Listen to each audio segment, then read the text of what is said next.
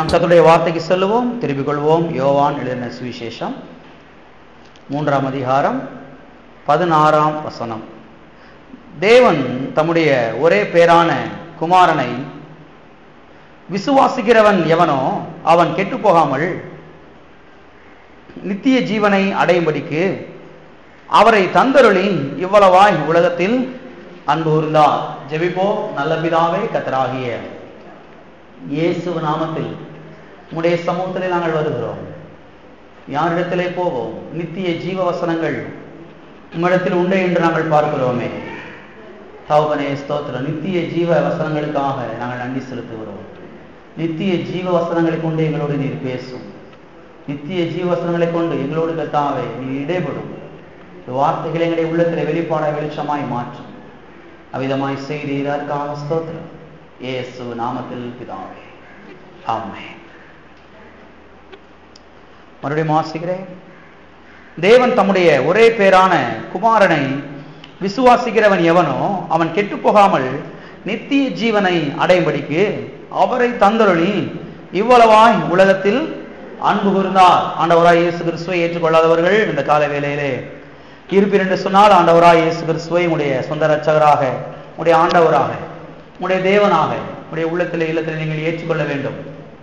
இந்த வசனம் சொல்லுகிறது, இயேசுவை விசுவாசிக்கிறவன் எவனோ அவன் கெட்டு போக மாட்டான் என்று. இயேசுவை ஒரு மனுஷன் விசுவாசிக்கும் பொழுது அந்த மனுஷனுடைய கெட்டு போன வாழ்க்கை எல்லாமே பாருங்க மாற ஆரம்பிக்கிறது. கெட்டு போன பிசினஸ், கெட்டு போன குடும்பம், கெட்டு போன வாழ்க்கை, கெட்டு போன சரீரம் எல்லாமே பாருங்க மாற ஆரம்பிக்கிறது. ஏனென்று சொன்னால் இந்த இயேசு கெட்டு போன எல்லாவற்றையுமே மாற்றி அமைக்கிறவராக இருக்கிறார். எனவே உங்களுடைய நல்வாழ்வுக்காக, உங்களுடைய நல்ல எதிர்காலத்துக்காக, உங்களுடைய சரீர சுகத்துக்காக, உங்களுடைய வெற்றிக்காக, உங்களுடைய ஆசீர்வாதத்துக்காக, உங்களுடைய குடும்ப சமாதானத்துக்காக, உங்களுடைய நல்ல எதிர்காலத்துக்காக ஆண்டவராய் இயேசு கிறிஸ்துவை ஏற்றுக்கொள்ளாதவர்கள் இந்த கால வேளையிலே இருப்பீர் என்று சொன்னால், ஆண்டவராய் இயேசு கிறிஸ்துவை உடைய சொந்த இரட்சகராக ஏற்றுக்கொள்ள முடியாய் ஆலோசனை கொடுக்கிறேன். அது மட்டுமல்ல, கடந்த பல வாரங்களாக God is our Father, தேவன் நம்முடைய தகப்பன் என்கிற ஒரு தலைப்பிலே ஒரு தொடர் போதனையை நான் ஞாயிற்றுக்கிழமை காலை ஆராதனைகளிலே நாம் பார்த்து கொண்டு வருகிறோம். அது மட்டுமல்ல, இப்பொழுது இதில் நம்முடைய தகப்பன் எப்படிப்பட்ட தகப்பனாக இருக்கிறார் என்பதை நாம் பார்த்து கொண்டு வருகிறோம். இந்த உலகத்திலே ஏராளம் தகப்பன்மார்கள் இருக்கிறார்கள். வீட்டுக்கு வீடு தகப்பன் இருக்கிறார்கள். ஒவ்வொரு தகப்பனும் ஒவ்வொரு விதமாக இருக்கிறார்கள். ஆனால் இந்த எல்லா தகப்பனை விட இந்த பரலோக தகப்பன் ரொம்ப வித்தியாசமானவராக அவர் இருக்கிறார், வேறுபட்டவராக இருக்கிறார். அந்த தகப்பனை குறித்து தான் நாம் தொடர்ந்து பல வாரங்களாக நாம் பார்த்து கொண்டு வருகிறோம். திருப்பிக் கொள்வோம். எபேசியருக்கு எழுதின நிருபம் 1ஆம் அதிகாரம் 17ஆம் வசனம். நம்முடைய கர்த்தராகிய இயேசு கிறிஸ்துவின் தேவனும் மகிமையின் பிதாவுமானவர் தம்மை நீங்கள் அறிந்து கொள்வதற்கான ஞானத்தையும் தெளிவையும் அளிக்கிற ஆவியை உங்களுக்கு தந்தருள வேண்டும் என்று வேண்டிக் கொள்கிறேன். இங்கே அப்போஸ்தலனாகிய பவுல் எபேசிய சபையின் விசுவாசிகளுக்கு ஜெபிக்கிறதை நாம் பார்க்கிறோம். எபேசிய சபையிலே ஏராள விசுவாசிகள் இருந்தார்கள். எல்லா விசுவாசிகளுக்கும் தேவைகள் இருந்தது. ஒவ்வொரு விசுவாசிக்கும் ஒவ்வொரு தேவை. ஒரு விசுவாசிக்கு பணம், ஒரு விசுவாசிக்கு சுகம், ஒரு விசுவாசிக்கு வெற்றி, ஒரு விசுவாசிக்கு குழந்தை, ஒரு விசுவாசிக்கு இன்னும் ஏராளம் காரியங்கள். எல்லாருக்கும் ஒவ்வொரு தேவைகள் இருந்தது. ஆனால் அதற்காகவெல்லாம் அவர் ஜெபிக்கவில்லை. அதற்காக ஜெபிக்க கூடாது, ஜெபிப்பது தவறு என்று சொல்லவில்லை. அதற்காகவெல்லாம் அவர் ஜெபிக்கவில்லை. ஆனால் இதெல்லாம் எப்படி வருகிறது என்பதற்கு அடிப்படையான ஒரு ஜெபம் இருக்கிறது. அந்த ஜெபத்தை தான் இவர் இங்கே செய்கிறார். என்ன செய்கிறார்? ஞானத்தையும் தெளிவையும் அளிக்கிற ஆவியை தந்தருளும்படியாய் ஜெபிக்கிறார். சபைக்கு வருகிற ஒவ்வொரு விசுவாசிகளுக்கும் இதைத்தான் ஜெபிக்கிறார். ஞானத்தையும் தெளிவையும் அளிக்கிற ஆவியை விசுவாசிகளுக்கு தரும்படியாக அவர் ஜெபிக்கிறார். சரி, எதற்காக இந்த ஞானத்தையும் தெளிவையும் அளிக்கிற ஆவியை தந்தருளும்படியாய் ஜெபிக்கிறார்? எதற்காக என்றால், பரலோக தகப்பனை அறிந்து கொள்வதற்கு, பரலோக பிதாவை அறிந்து கொள்வதற்கு, பரலோக தந்தையை அறிந்து கொள்வதற்கு இவ்வாறு அவர் ஜெபிக்கிறார். சரி, ஏன் இந்த பரலோக தகப்பனை, இந்த பரலோக தந்தையை நாம் அறிந்து கொள்ள வேண்டும்? ஏனென்றால் இந்த பரலோக தந்தையை அறிகிற அறிவுக்குள்ளேதான் நம்முடைய வாழ்வு அடங்கி இருக்கிறது, நம்முடைய வெற்றி அடங்கி இருக்கிறது, நம்முடைய எதிர்காலம் அடங்கி இருக்கிறது, நம்முடைய செழிப்பு, நம்முடைய சரீர சுகம், நம்முடைய குடும்ப சமாதானம், நம்முடைய பாதுகாவல், நம்முடைய பெருக்கம் எல்லாமே இந்த பரலோக தந்தையை அறிந்து கொள்வதற்குள்ளேதான் இருக்கிறது. எனவேதான் இதற்காக அப்போஸ்தலனாகிய பவுல் ஜெபிக்கிறதை நாம் பார்க்கிறோம். எனவேதான் ஒவ்வொரு நாளும் இந்த பரலோக தந்தையை, இந்த பரலோக தகப்பனை, இந்த பரலோக அப்பாவை நாம் அறிந்து கொள்வதற்காக அடிக்கடி ஜெபிக்க வேண்டும். எதற்காக ஜெபிக்கிறோமோ, ஜெபிக்கவில்லையோ இதற்காக அதிகமாய் ஜெபிக்க வேண்டும். எனக்கு சரீர சுகம் தேவைப்படுது, அதுக்காக ஜெபிப்பது தப்பு இல்லை. ஆனால் இந்த பரலோக தந்தையை அறிகிற அறிவுக்காக நான் ஜெபிக்கும் பொழுது ஆட்டோமேட்டிக்கா சரீரத்திலே சுகம் உண்டாகிறது, ஆட்டோமேட்டிக்கா குடும்பத்திலே வெற்றி வருகிறது, ஆட்டோமேட்டிக்கா குடும்பத்திலே செழிப்பு உண்டாகிறது, ஆட்டோமேட்டிக்கா குடும்பத்திலே எல்லா நல்ல காரியங்களும் நடக்க ஆரம்பிக்கிறது. எனவேதான் இந்த பரலோக தகப்பனை அறிந்து கொள்வதற்காக நாம் அடிக்கடி ஜெபிக்க வேண்டும். எத்தனை பேர் இதற்காக ஜெபிக்கிறீர்கள்? ஆமென். அது மட்டுமல்ல,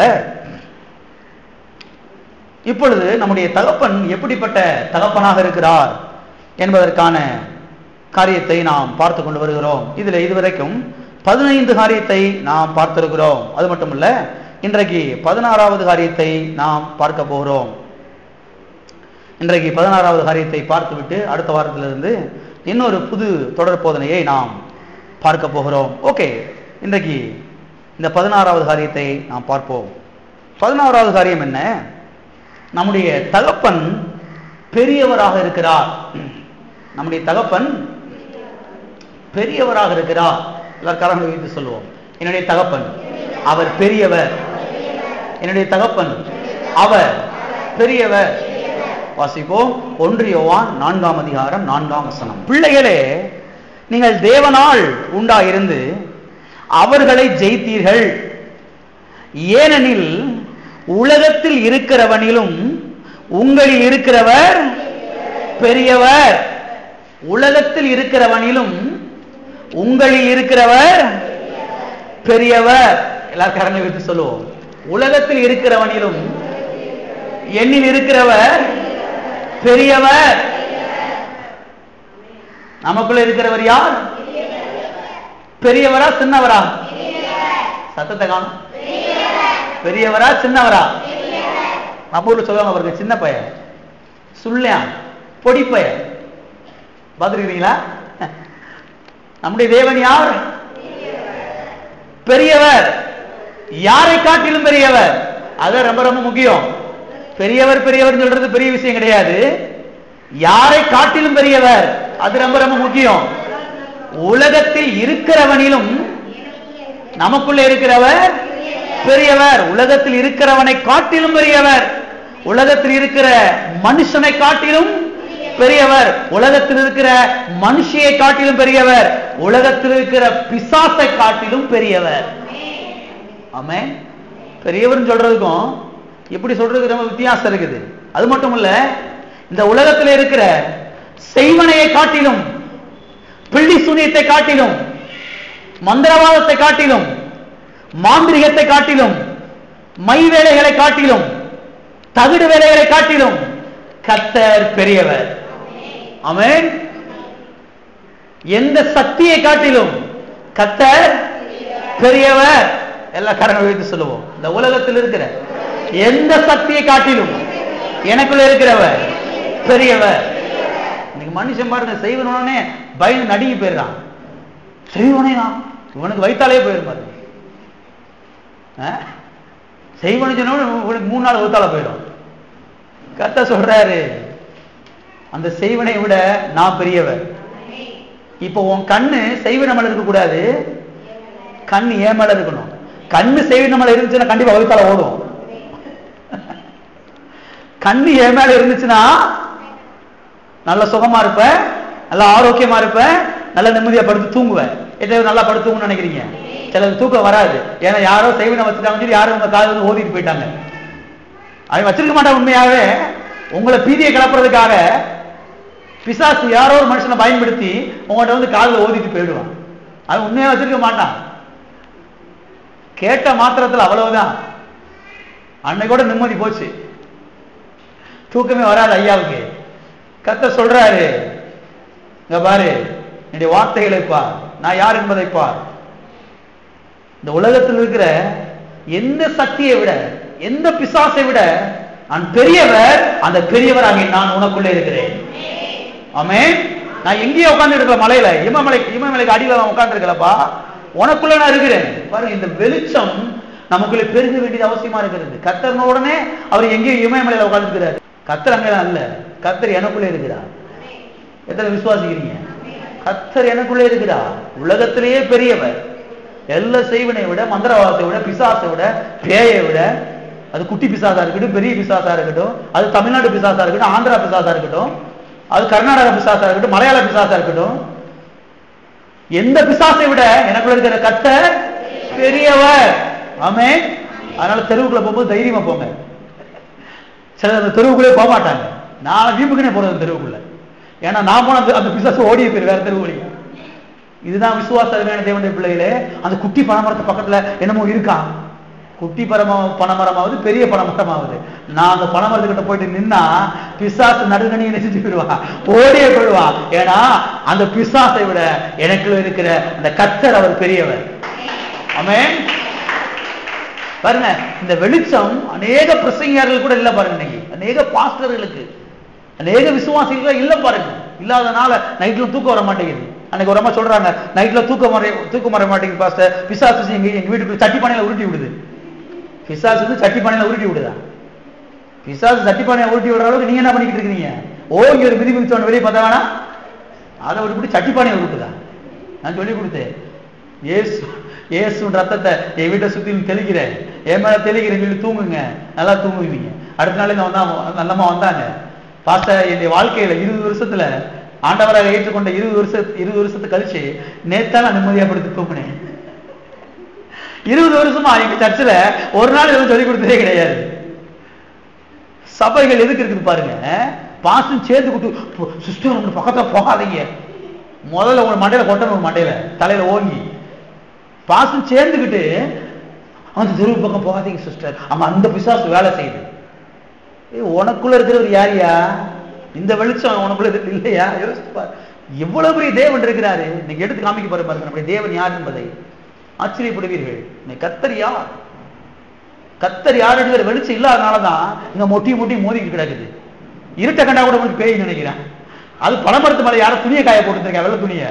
அதனால பாருங்க பிசாசு பறந்துகிட்டு இருக்கு நினைச்சு உனக்கு வகுத்தால ஓடி நைட்ல தூக்கமே வரல. கர்த்தர் சொல்றாரு, நான் பெரியவர். நான் யாரு? நான் பெரியவர்.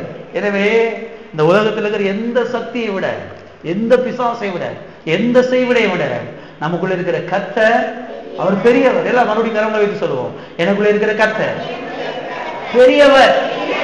பக்கத்துல கைப்பிடி சொல்லுங்களேன். அவங்க முகத்தை பார்த்து சிரிச்ச முகத்தோடு சொல்லுங்க. ஒருவேளை பயந்து இருந்தா கூட பயமெல்லாம் ஓடுற அளவுக்கு சொல்லுங்க, உங்களுக்குள்ள இருக்கிற கர்த்தர் பெரியவர். உங்களுக்குள்ள இருக்கிற கர்த்தர் பெரியவர். உங்களுக்குள்ள இருக்கிற கர்த்தர் பெரியவர்.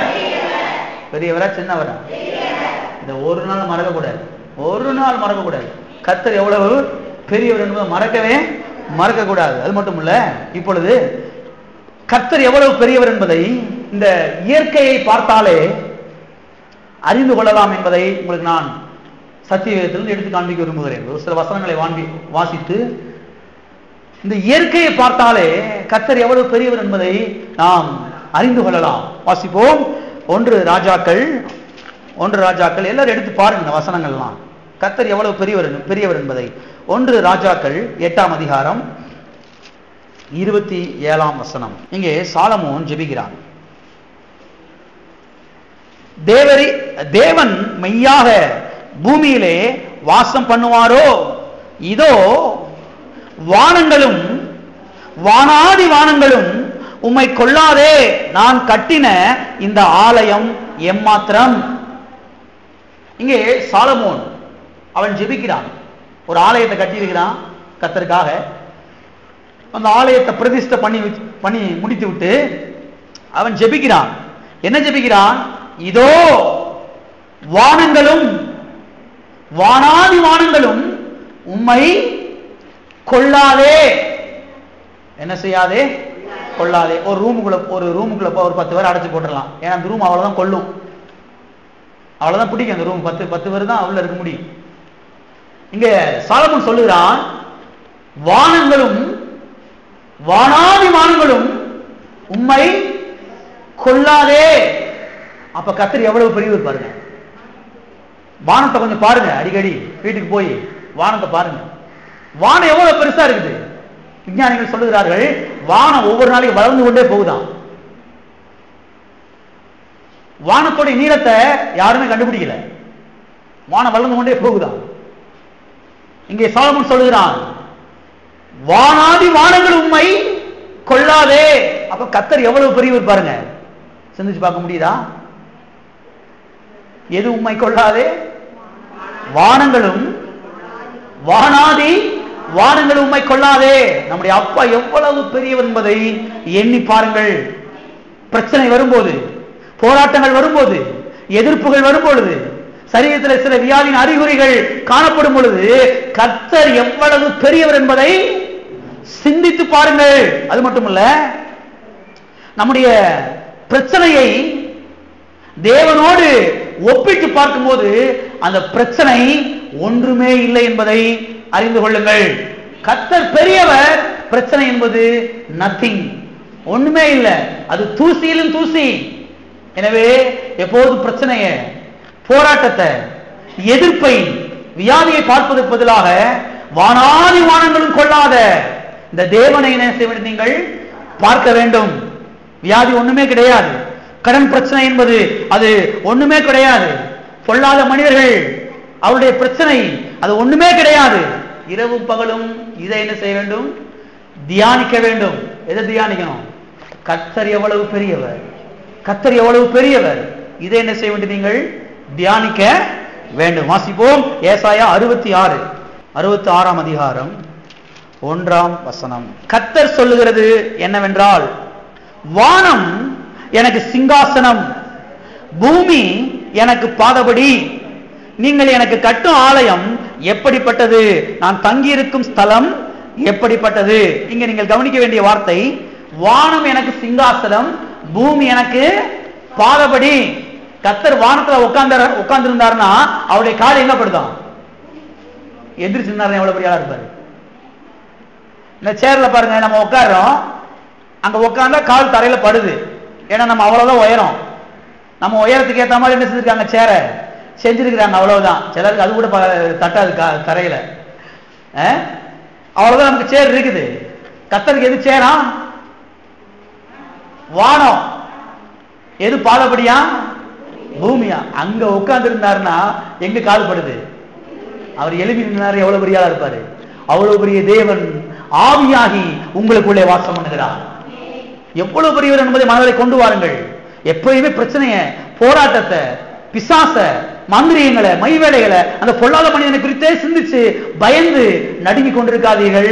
உங்களுக்குள்ள இருக்கிற கர்த்தர் எவ்வளவு பெரியவர் என்பதை உள்ளே வையுங்கள், மனதிலே வையுங்கள், வாயில வையுங்கள். அந்த பொல்லாத மனிதனை விட எனக்குள்ள இருக்கிற கர்த்தர் பெரியவர், அந்த வியாதியை விட எனக்குள்ள இருக்கிற கர்த்தர் பெரியவர், அந்த பிள்ளிசினியத்தை விட எனக்குள்ள இருக்கிற கர்த்தர் பெரியவர், அந்த மாந்திரிக விடயத்தை விட எனக்குள்ள இருக்கிற கர்த்தர். இப்படித்தான் பேச பழக வேண்டும். ஒருவேளை ஒரு மாதிரிய பயம் இருந்தாலும் கூட அதை வெளியில காமிச்சுக்கிறாங்க. இதை சொல்லுங்க, நீங்கள் நன்றாக இருப்பீர்கள். ஆமென். வாசிப்போம். ஏசாயா 6:1. ஏசாயா 6ஆம் அதிகாரம் 1ஆம் வசனம். உசியா ராஜா மரணமடைந்த வருஷத்தில் ஆண்டவர் உயரமும் உன்னதமுமான சிங்காசனத்தின் மேல் வீற்றிருக்க கண்டேன். அவருடைய வஸ்திரத்தின் தொங்கலால் தேவாலயம் நிறைந்திருந்தது. உசியா ராஜா மரணமடைந்த வருஷத்தில். யாரு மரணமடைந்த வருஷத்தில்? உசியா ராஜா. கரெக்டா கத்திர எழுதி வச்சுக்கிற எல்லாத்தையுமே. உசியா ராஜா மரணமடைந்த வருஷத்தில். அது என்ன உசியா ராஜா மரணமடைந்த வருஷத்தில்? இந்த உசியா ராஜா இருக்கிறானே, அவன் யாருன்னா இந்த ஏசாயா தீர்க்கதரிசிக்கு மச்சான். இந்த ஏசாயா வந்து ஒரு ஊழியக்காரன், தீர்க்கதரிசி. இந்த ஏசாயா நினைச்சான், நம்ம மாமா ராஜா இருக்காரு, யாரு? உசியா ராஜா இருக்கிறாரு, அவர் இருக்கிற வரைக்கும் ஊழியத்தை சூப்பரா நடத்திடலாம் நினைச்சுக்கிட்டு இருந்தா, திடீர்னு உசியா ராஜா மண்டைய போட்டார். ஊழியத்தை யாரை நம்பி கட்டலாம் நினைச்சுக்கிட்டு இருக்காங்க? சர்ச்சை எங்க மாமா உசியா வந்து தாங்கிடுவாரு, தேவையெல்லாம் அவர் சந்திச்சிருவாரு, சேரெல்லாம் சர்ச்சுக்கு வாங்கி கொடுத்துருவாரு, இவர் நினைச்சுக்கிட்டு இருந்தாரு. உசியா ராஜா மண்டைய போட்டார். போ, கர்த்தர் சொன்னாரு, ஏசாயா உன் விசுவாசத்தை உன் நம்பிக்கைய உங்க மச்சா இருக்கானே உசியா ராஜா அவன் மேல வைக்க கூடாது, வானத்தை உண்டாக்கின தேவன் மேல வைக்க வேண்டும். ஊழியத்தை சர்ச்ச உங்க மச்சா உசியா இருக்கிறானே அவன் மேல வச்சு கட்டக்கூடாது, ஏன் மேல வச்சு என்ன செய்ய நீ கட்ட வேண்டும். உன் நம்பிக்கை உங்க மச்சா மேல இருக்கக்கூடாது, ஏன் மேல இருக்க வேண்டும். நான் யார்? உயரமும் உன்னதமுமான சிங்காசனத்தில் வீட்டிருக்கிற ராஜாதி ராஜா, ராஜாதி ராஜா. அவர் மேல வச்சுதான் ஊழியத்தை கட்டணும், சர்ச்சை கட்டணும். உங்க மச்சா மேல வச்சு கட்டில நினைச்சேன்னா அவன் மண்டையை போட்ட என்ன பண்ண போற?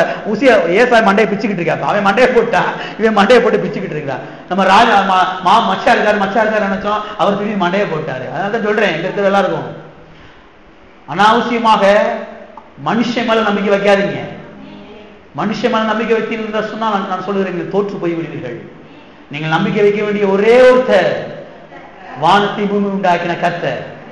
ஆமென். உங்களுடைய முழு நம்பிக்கையும் உங்களுடைய முழு விசுவாசமும் கர்த்தர் மேல என்ன செய்ய வேண்டும்? இருக்க வேண்டும். கர்த்தர் உயரமும் உன்னதமான சிங்காசனத்தில் வீற்றிருக்கிறார். இந்த உலகத்திலே பெரிய சேர்ல யாருதான் உட்கார்ந்திருக்கிறார்? கர்த்தர் தான் உட்கார்ந்திருக்கிறாருங்க. இந்த சிங்காசனம் இன்னைக்கு இருக்கு, நாளைக்கு உடைஞ்சு போயிடும். அந்த சிங்காசனம் என்னைக்கு உடையாது. இவன் மண்டையை போட்டுருவான், கர்த்தர் என்னைக்கும் மண்டையை போட மாட்டாரு. எத்தனைக்கு விளங்குகிறது? அவர் சாவாமை உள்ளவர் என்று சத்தியவேதம் சொல்லுகிறது. அவர் என்றென்றைக்கு ஜீவன் உள்ளவர், அவர் நித்தியவாசி என்று எழுதப்பட்டிருக்கிறது. எனவே என்னைக்குமே சாகாதவர் அவர். அவர் மேலே உங்கள் விசுவாசத்தை வையுங்கள். அது மட்டுமல்ல, இந்த வசனத்தினுடைய அடுத்த பகுதி சொல்லுகிறது, வஸ்திரத்தின் தொங்கலால் தேவாலயம் நிறைந்திருந்தது. உங்க பைபிள் என்ன போட்டிருக்குது? வஸ்திரத்தின் தொங்கலால் தேவாலயம் நிறைந்திருந்தது. பாருங்க, தேவனுடைய அந்த டிரெஸ் அதனுடைய ஒரு பகுதி தேவாலயத்தை என்ன செஞ்சிருச்சான்? நிறைஞ்சிருச்சான். எல்லாம் கவனிங்க. கர்த்தருக்கு துணி எடுக்கணும்னா இந்த உலகத்துல இருக்கிற எந்த ஜவுளி கடையும் பத்தாது. அவர் அவ்வளவு பெரியவர். சிந்திச்சு பார்க்க முடியுதா? நம்ம போய் எடுத்து வந்துடுறோம் 2 மீட்டர் 3 மீட்டர்னு சொல்லி. இந்த உலகத்துல இருக்கிற எந்த கடைக்காரன் ஆண்டவருக்கு துணி கொடுக்க முடியும் நினைக்கிறேன்? கடையில இருக்க அவ்வளவு துணி கொடுத்தாலும் பத்தாது அவருக்கு. ஏன்னா கர்த்தர் உயரமும் உன்னதமுமான சிங்காசனத்திலே வீற்றிருக்கிறார். அவருடைய வஸ்திரத்தினுடைய ஒரு பகுதி ஆலயத்தை நிறைஞ்சிருச்சு. அவருடைய பிரசன்னம் அங்கே நிறைக்கிறது. எனவே நம்முடைய கர்த்தர் யார் என்பதை மனதிலே வையுங்கள், வாயில வையுங்கள், இருதயத்தில் வையுங்கள். நீங்கள் வாழ்ந்து சுகமா இருப்பீர்கள். எந்த நேரம் பிரச்சனையே பார்த்துக்கிட்டு கிடக்காதீங்க. அது இப்படி, இது இப்படி, அது இல்ல, இது இல்ல, என்ன பண்ண போறோம், ஏது பண்ண போறோம், என்ன பண்ண போறோம், ஜெபத்துல வேணா முட்டுவோமா? அருமையான தேவனுடைய பிள்ளைகளே, கர்த்தர் யார் என்பதை வாயில வையுங்கள், அதை பேசுங்கள், பிரச்சனைகள் மாற ஆரம்பிக்கும். ஆமென். கர்த்தர் பெரியவர். ஆமென். வாசிப்போம் சங்கீதம் 8:3. 8ஆம் சங்கீதம் 3ஆம் வசனம். உமது விரல்களின் கிரியைகளாகிய உம்முடைய வானத்தையும் நீர் ஸ்தாபித்த சந்திரனையும் நட்சத்திரங்களையும் நான் பார்க்கும்போது. போதும். எதை பார்க்கும்போது? எதை பார்க்கும்போது? வானத்தை நான் பார்க்கும்போது, சந்திரனை நான் பார்க்கும்போது, நட்சத்திரங்களை நான் பார்க்கும்போது. எத்தனை பேர் நட்சத்திரத்தை பார்த்திருக்கிறீங்க? பார்த்திருக்கிறீங்களா? சந்திரனை பார்த்திருக்கிறீங்களா? வானத்தை பார்த்திருக்கிறீங்களா? வீட்டில் இருக்கும்போது இதெல்லாம் அடிக்கடி கொஞ்சம் பாருங்க. உண்மையாவே சொல்றீங்க, இதெல்லாம் கொஞ்சம் பாருங்க. சில சமயம் நான் 3 மணிக்கு எங்க வீட்டு மாடியில் எழுப்பி பார்ப்பேன். தூக்கம் வரலையா என்ன மாடிக்கு பேரு. உண்மையாவே சொல்றேன், ஆச்சரியமா இருக்கும். பார்க்கும்போது மனது கொஞ்சம் விசாலமா ஆரம்பிக்கிறது. கர்த்தர் எவ்வளவு பெரியவர் என்கிற ஒரு படம் உள்ள வர ஆரம்பிக்கிறது. பிரச்சனையே சிந்திக்கும் போது பிரச்சனை மாறாது, ஆனா கர்த்தரை சிந்திக்கும் போது பிரச்சனைகள் மாற ஆரம்பிக்கும். ஆமென். எனவே வீட்டில் இருக்கும்போது முகத்தை தொங்க போட்டு உட்காந்துருக்காதீங்க. சரி, வீட்டுக்கு போயிட்டு அவ்வளவுதான் இப்படியே தொங்கும். பார்த்துருக்கீங்களா? 10 நாளைக்கு மழை பெய்யலாம் ஒரு செடி பார்த்துருக்கீங்களா? எப்படி இருக்குன்னு மூஞ்சி தொங்க போட்டிருக்கும் செடி இப்படியே பேனு. ஆனா மழை பெஞ்ச உடனே எல்லாம் அப்படியே சிரிச்சு நிற்கும். பார்த்துருக்கீங்களா? பார்த்துருக்கீங்களா? நான் பார்த்து ரசிக்கிற ஆளு. 10 நாளைக்கு மழை பெய்யலாம் செடியெல்லாம் முகத்தை தொங்க போட்டு அப்படியே பேன் தொங்கிட்டு கிடக்கும். ஒரு மழை பெய்யட்டும் அப்படியே செடிகள் சிரிக்கிறதை நான் பார்த்திருக்கிறேன். பார்த்திருக்கிறேன். இதெல்லாம் பார்க்கணுங்க. இதெல்லாம் பார்க்காதனாலதான் வீட்டுல பிரச்சனை மாறல, குறைவுகள் மாறல. ஏன்னா அதை நம்ம பார்த்துக்கிட்டு இருக்கிறோம்.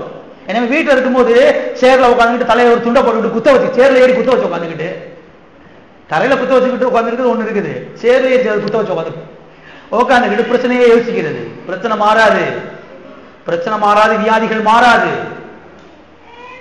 வெளியே கொஞ்சம் மாறுங்க. அதனால ஆபிரகாம் கர்த்தர் சொன்னாரு, வீட்டுக்குள்ளே உட்காராத, முதல்ல வெளியே வா. வெளியே வந்து எதை பாரு? வானத்து நட்சத்திரங்களை பார். அது என்ன கூடுமானால் உன்னுடைய சந்ததி அவ்வளவா இருக்கும். பாருங்க, சில காரியங்களும் பார்க்கும் போதுதான் பிரச்சனைகள் மாற ஆரம்பிக்கிறது.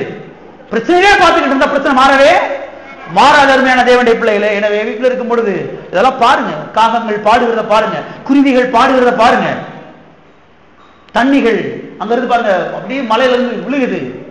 வேதத்தில் எழுதப்பட்டிருக்கிறது, ஆறுகள் கர்த்தரை பாடுகிறது. நான் நம்புறேன். மரங்கள் கைகொட்டி கர்த்தரை துதிக்குதான். ஒரு ஒரு மரம் காத்தடிச்சு உடனே மோதுது, அதுல ஒரு இசை வருகிறது வெளியிலே, அந்த இசை கர்த்தருக்கு போய் சேருகிறது. இதெல்லாம் பார்த்து கர்த்தரை துதிக்கும் போது நான் சொல்லுகிறேன், சரீரத்தில் இருக்கிற வியாதிகள் மாற ஆரம்பிக்கும், கட்டிகள் மாற ஆரம்பிக்கும், நோய்கள் மாற ஆரம்பிக்கும். இப்படிதான் வரணும். எந்த நேரம் பிரச்சனையை பார்த்துக்கிட்டு இருந்தா ஒன்னும் நடக்க போறது கிடையாது. அருமையான தேவனுடைய பிள்ளைகளே, இதெல்லாம் பார்க்க வேண்டும். பார்க்கும்படியாய் சத்தியம் போதிக்கிறது. இங்க சங்கீதக்காரன் சொல்லுகிறான், இவைகளை நான் பார்க்கும்போது, ஏதாவது சொல்லுங்க, இவைகளை நான் பார்க்கும்போது. கவனிங்க, விஞ்ஞானிகள் சொல்லுகிறார்கள், இல்ல கவனிச்சுட்டே வரீங்களா? இல்ல கொஞ்சம் ஆழமா கவனிங்க. விஞ்ஞானிகள் சொல்லுகிறார்கள், நாம் வாழக்கூடிய இந்த பூமியின் விட்டம் 13,000 கிலோமீட்டராம். நாம் வாழக்கூடிய இந்த பூமியினுடைய விட்டம் 13,000 கிலோமீட்டராம். இல்ல கவனிச்சுட்டு வரீங்களா? அது மட்டும் இல்ல, 110 பூமி உருண்டையை ஒன்றன் பின் ஒன்றாக சூரியனுக்குள்ளே வரிசையா வச்சிடலாமா? சூரியன் எவ்வளவு பெரியது என்று சிந்தித்து பாருங்கள். 110 பூமி உருண்டைய வரிசையாக ஒன்றன் பின் ஒன்றாக சூரியனுக்குள்ள வச்சிடலாமா? நம்ம இங்க இருந்து பார்க்கும் போது ஒரு பந்து மாதிரி தெரியுது சூரியன்.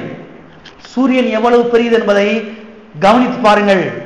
ஏனென்று சொன்னால், இந்த சூரியன் இருக்கிறதே, இந்த சூரியனுடைய விட்டம் கிட்டத்தட்ட 14 லட்சம் கிலோமீட்டராம். சும்மா பார்க்கும்போது ஒண்ணும் தெரியல, ஏதோ ஒரு பந்து இப்படி உருண்டு வந்துகிட்டு இருக்குன்னு நினைக்கிறோம். நம்ம வாழக்கூடிய 110 பூமி உருண்டைய அந்த சூரியனுக்குள்ளே வரிசையாக ஒன்றன் பின்றாக வைத்து விடலாமா? சூரியன் எவ்வளவு பெருசு! இந்த சூரியனை உண்டாக்கின கர்த்தர் எவ்வளவு பெரியவர்! இதெல்லாம் பார்க்கணும், அடிக்கடி பார்க்கணும். மூஞ்சி தொங்க போட்டுக்கிட்டு உருன்னு உட்காந்துட்டு இருக்க கூடாது. இதெல்லாம் பார்க்கணும். கர்த்தர் சொல்றாரு, பாரு, பார்த்தா நீ நல்லா இருப்ப, உன் குடும்பம் நல்லா இருக்கும். ஆமென். அது மட்டும் இல்ல, சூரியனுக்கு மேலே ஏராளம் ஏராள நட்சத்திரங்கள் கொத்து கொத்தாக வானத்திலே தொங்கிக் கொண்டிருக்கிறது.